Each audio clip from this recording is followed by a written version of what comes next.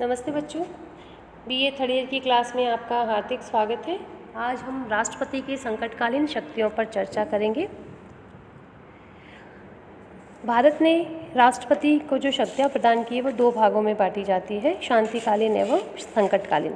शांतिकालीन शक्तियाँ हम पूर्व में कर चुके हैं, अब संकटकालीन शक्तियों पर नज़र डालेंगे। संकट की स्थिति का सामना करने के लिए संविधान द्वारा राष्ट्रपति को विशेष शक्तियां प्रदान की गई है।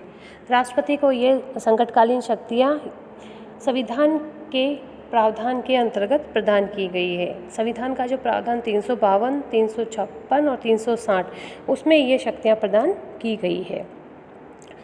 ऐसा प्रतीत हुआ था कि आपातकाल जो लगाया गया था उसमें इन प्रावधानों का दुरुपयोग हुआ था, तो 44वां संविधान संशोधन के द्वारा जो 1979 में हुआ उनके बाद इन प्रावधानों में काफ़ी परिवर्तित किया गया।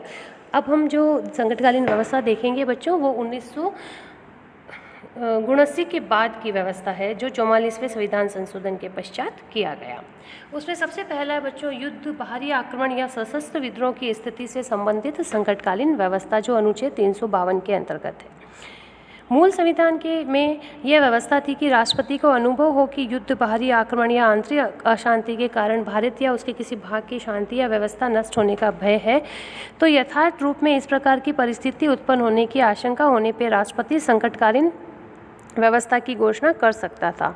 संसद की स्वीकृति के बिना भी ये 2 माह तक लागू रहती और संसद से स्वीकृत हो जाने पर शासन इसे जब तक लागू रखना चाहता रख सकता था।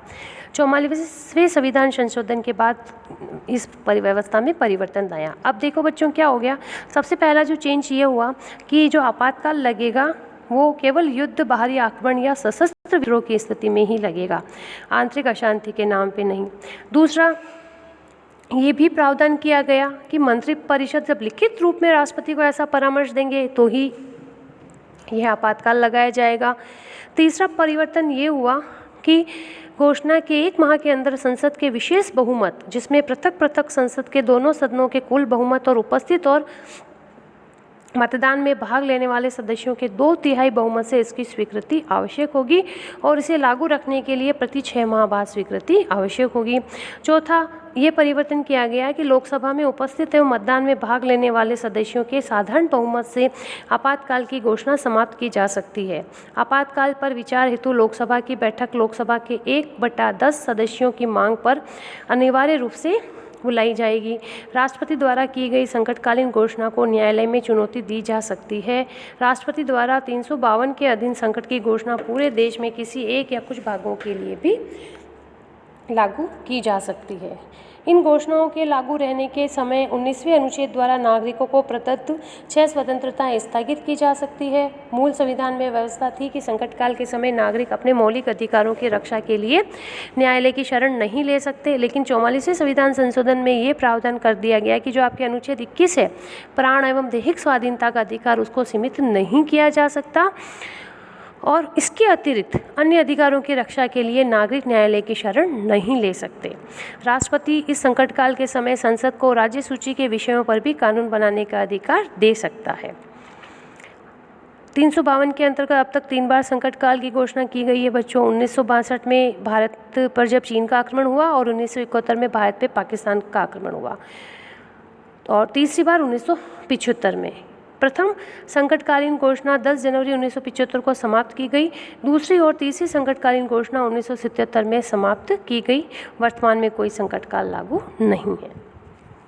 नेक्स्ट जो है बच्चों आपके राज्यों में संवैधानिक तंत्र के विफल होने पे उत्पन्न संकटकालीन व्यवस्था, अनुच्छेद 356।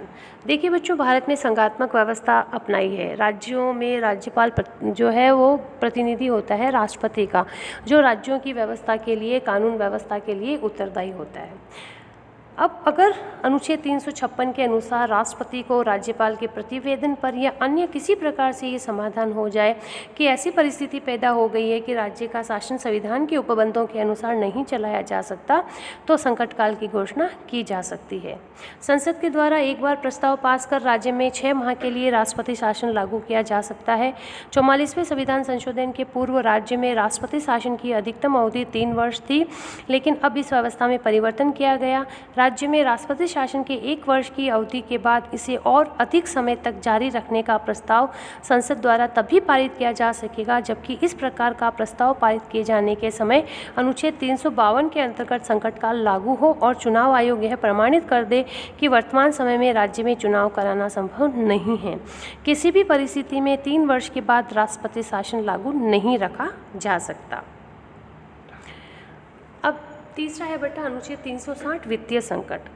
जब राष्ट्रपति को ये विश्वास हो जाए कि ऐसी परिस्थितियां उत्पन्न हो गई है जिनसे भारत के वित्तीय स्थायित्व या साख को खतरा है तो वह वित्तीय संकट की घोषणा कर सकता है। ऐसी घोषणा के लिए भी वही अवधि निर्धारित है जो प्रथम प्रकार के संकट के लिए घोषणा के लिए है। इस संकट की अवधि में राष्ट्रपति को यह अधिकार होगा कि वह आर्थिक दृष्टिकोण से किसी भी राज्य सरकार को आदेश दे सकता है। संघ तथा राज्य सरकार के अधिकारियों के वेतन में, जिनमें उच्चतम न्यायालय तथा उच्च न्यायालय के न्यायाधीश भी शामिल होंगे, आवश्यक कमी की जा सकती है। राष्ट्रपति राज्य सरकारों को इस बात के लिए बाध्य कर सकता है कि राज्य के समस्त वित्त विधेयक उसकी स्वीकृति के लिए प्रस्तुत किए जाएं। संघ की कार्यकारिणी राज्य की कार्यकारिणी को शासन संबंधी आवश्यक आदेश दे सकती है और राष्ट्रपति केंद्र तथा राज्यों के बीच धन संबंधी बंटवारे में आवश्यक परिवर्तन कर सकता है। देश में वित्तीय संकट अभी तक एक भी बार नहीं लगा है। आज के लिए इतना ही। धन्यवाद।